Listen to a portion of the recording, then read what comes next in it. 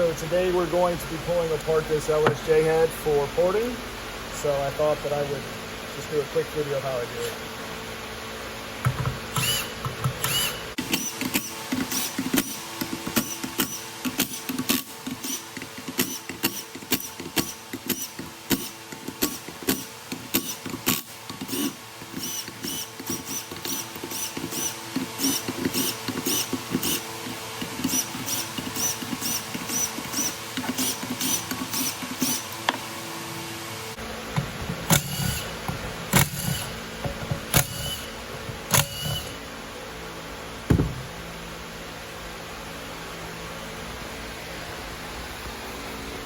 So I've got all the cam cap bolts loose, along with these. So I'm going to take all of these off. And this is perfect for you guys who are going to be sending them in. Just an easy way. There's no need to send these because I don't need them unless we're going to fully assemble the head. But otherwise, it just adds weight for shipping. It's not really necessary.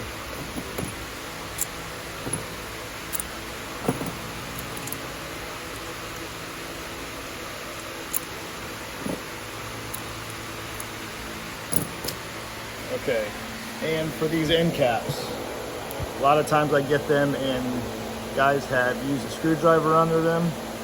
It's not necessary. Get yourself a block of wood and a hammer, mallet, put it up against it.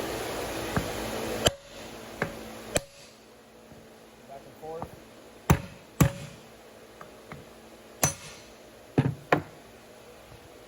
You see that you get a parting line, and then you can just wiggle it back and forth on the dowels.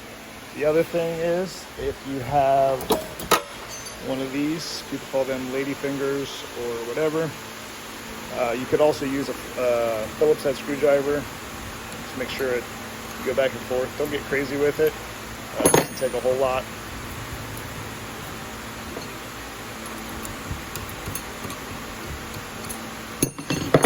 Just get stuck on those dowels sometimes.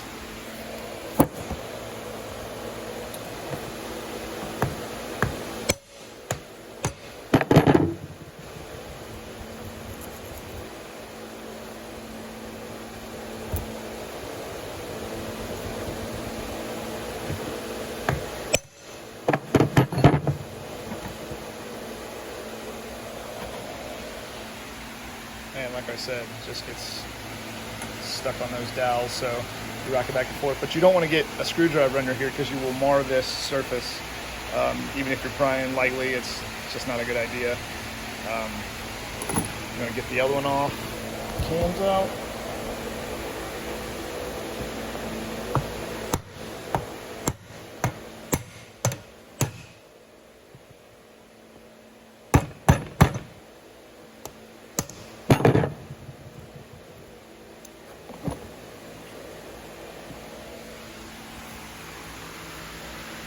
Got the cams.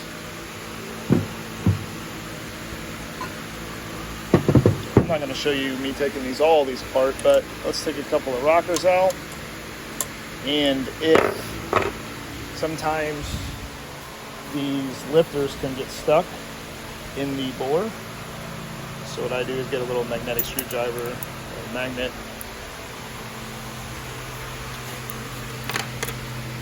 You can just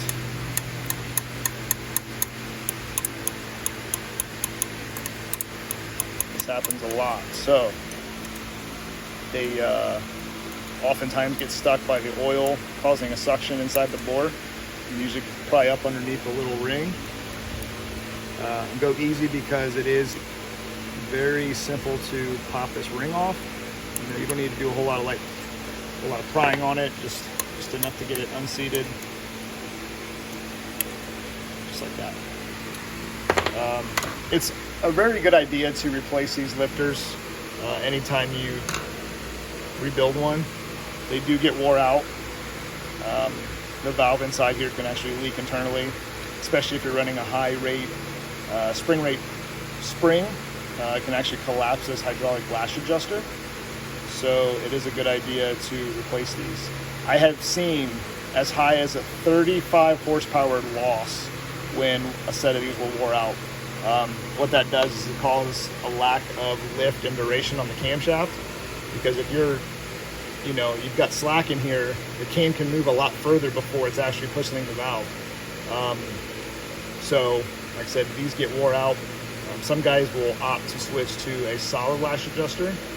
There's an option where you can go like a machine to fit, but you have to set a lash. That's a very lengthy process. It's not something that I currently offer. Another option is MWR makes a set of shims for these, where you can take them apart. That's what's in the red car right now. You can take them apart, pop this little ring off, and put a shim underneath here, and then you can set your lash. You put the cam back in and use the feeler gauge underneath the camshaft and the roller to check your lash and then adjust accordingly. That's another option. A lot of guys say that those wear out. I've had them in my car for a while. It takes a lot of abuse.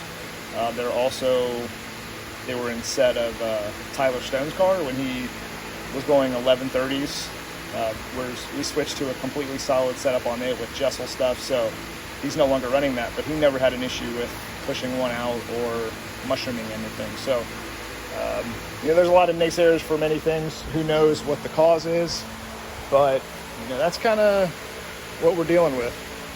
But like I said, I figured it would give you a quick insight on how to take one of these apart and get it prepped for sending it in for porting or whatever, or if you're just going to do your own rebuild.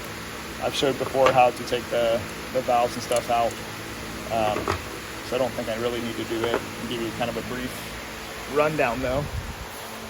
Come over here and get a 15 millimeter impact socket. These are just Harbor Freights, nothing special. And as you can tell, I have a beat up extension. If you don't have the tool, this is an easy way to get them out. If you just want to check the cylinder head for condition, you're going to replace the valves, or the machine shop's going to do it. You can actually take a socket that's over the spring, just like that. You want to make sure that it's big enough so the keepers can pop out, and then you want to put a rag underneath that cylinder so the valves cannot be pushed open. It's a really good idea to put it on something thick, so when you're smacking that open, it doesn't force the valve into your table or something and bend it that way. Take a lot of force, but it can be done, especially on some of the smaller diameter stem valves, the Ecotec included. So that's it, guys. Nothing difficult about it. It doesn't need to be harder than it actually is, but it's really good for you guys to take these apart and check them before sending them, because you might get it sent here and I might tell you, hey, there's something really damaged with this, or we didn't know until we got the cams out that the journals were scored.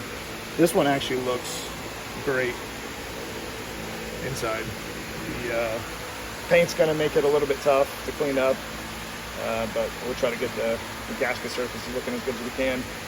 But the rest of the cylinder head looks great. Going over it, checking all the bolt holes, those all look good. Oftentimes you'll get pry marks in here. As long as it's not real deep, those are okay too. Spark plugs, remove those, check the threads, look down in there. I don't want to tip this over, but kind of hard to do one-handed. This is old gasket material that is from those Remflex style gaskets. CCP sells them. They seal, but I am not a fan of them because of this very reason. If for some reason you have to take the manifold off, or you have to pull the turbo, the header, whatever, this stuff gets left behind. I use a whiz wheel with a special roll-lock disc that gets them pretty clean, but when you use those gaskets, it leaves a raised portion on the cylinder head, and it's like it like molds to the cylinder head, and it's very difficult to get clean. So you can imagine what it's like to have that on the back of the engine while you're trying to clean that off, because if you stack something on top of this, it's not likely going to seal, and then you'll have an exhaust leak that you'll deal with, and that's really annoying too. So we clean them up the best we can. But these gaskets, just other than the fact that they seal, I'm not a fan. But like I said, the rest of this thing looks good. Another thing to check is the hole in here. And once upon a time, it was an issue to have this hole wallered out. But now that they make that upgraded plug, it's not really a concern anymore. So that's it, guys. I know I've said that about 4 times and kept going, but there's really not a whole lot to it. But, you know, use your head, and look forward to doing business with you guys. Happy racing.